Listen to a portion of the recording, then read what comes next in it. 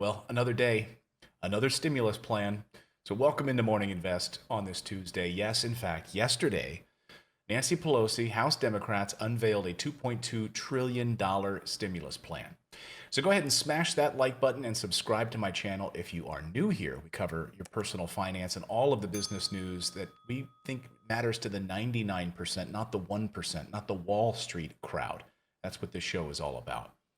So, will this stimulus plan affect you, the 99%, the 97%, or does it go straight to the top again? Well, this time it does. We would have direct stimulus checks. We would have a variety of things we'll get to in a second. But I just want to paint a larger contextual picture of what we're up against. We are up against Congress leaving for vacation at the end of the week. That's it. They're gone. Now, Nancy Pelosi has said that she will keep her House Democrats and the House of Representatives in town or available to vote if a compromise bill is passed. Now, what you must understand about this stimulus plan is two things. Well, multiple things, but there's two main points of this. This legislation that Nancy Pelosi rolled out last night, she rolled it out and then called Treasury Secretary Steven Mnuchin. So she calls Treasury Secretary Steven Mnuchin, and a few minutes after she rolled out this House decision, basically, this new plan. Now, make no mistake, what happens is if this passes or if this gets brought to the floor of the House this week, that means that negotiations between Democrats and Republicans have failed. So we don't want to, I don't know how to be cautiously optimistic here. Do you understand what I'm saying? Is that this bill is a safety net. It's not intended to pass. You must understand that what was rolled out last night is not intended to pass.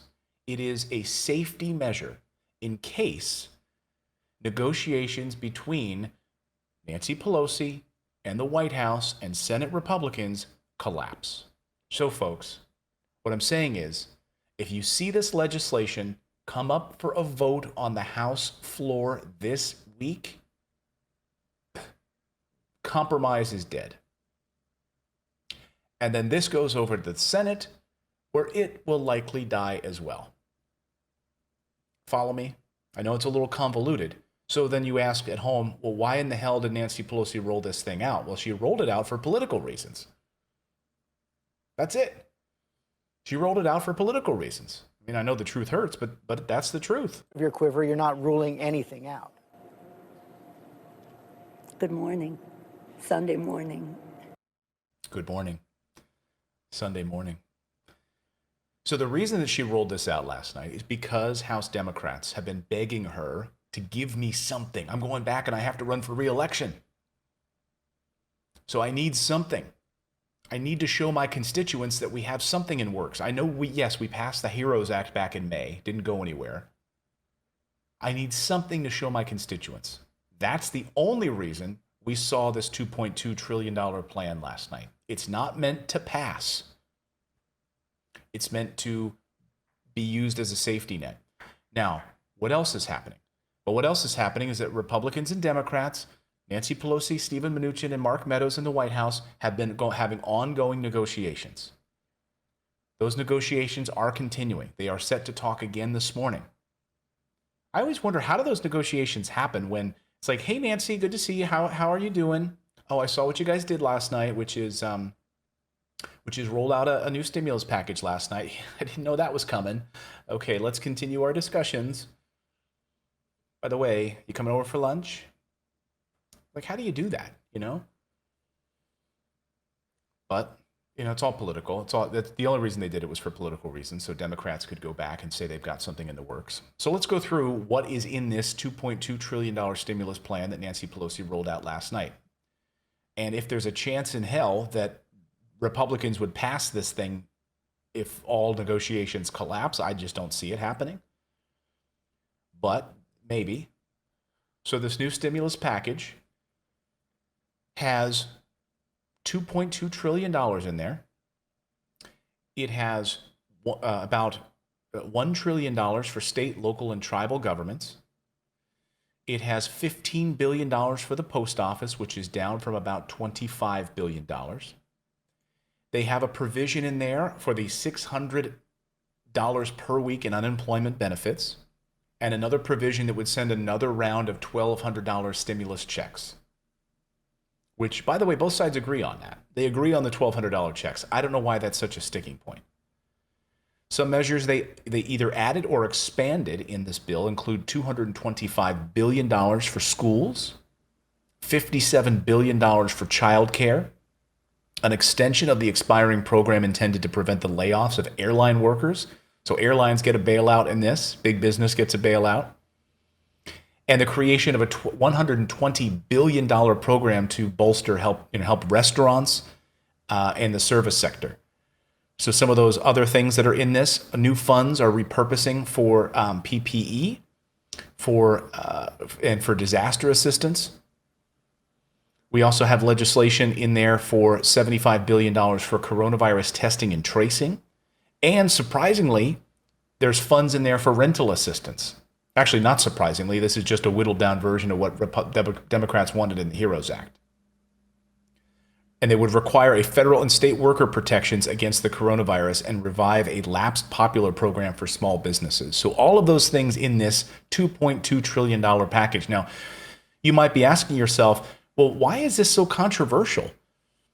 Why is this so controversial to pass? When you might be saying, hey, Clayton, that's the way you might say, hey, Clayton, didn't we pass in March a $2.2 trillion package that had bipartisan support? And I would say yes to the many thousands of you asking me that question right now. We did. Bipartisan $2.2 trillion package back in March. Why is this one so far above what Republicans want? Why do Republicans not want to spend this money for state and local governments,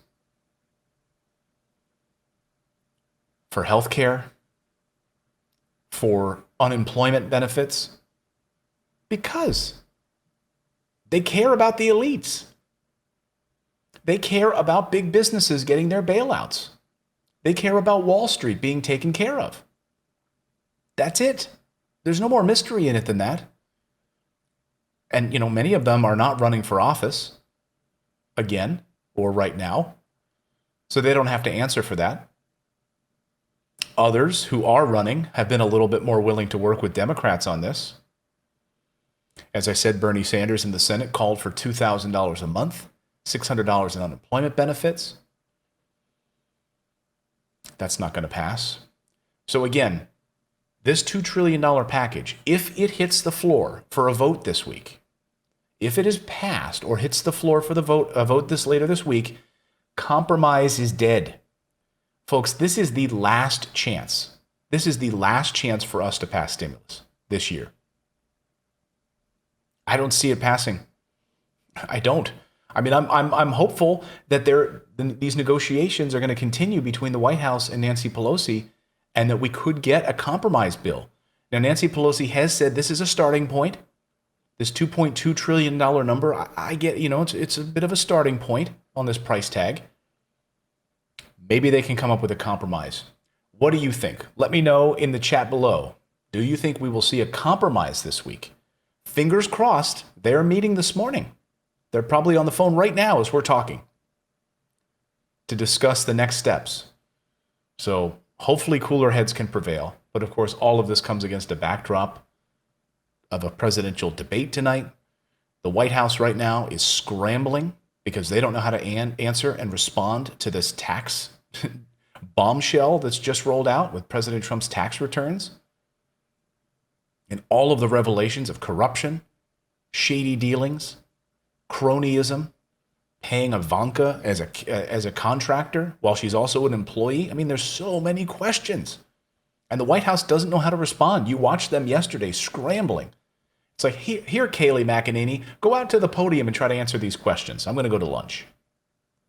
How would you like to be her yesterday? Having to sit up there and spin yarns.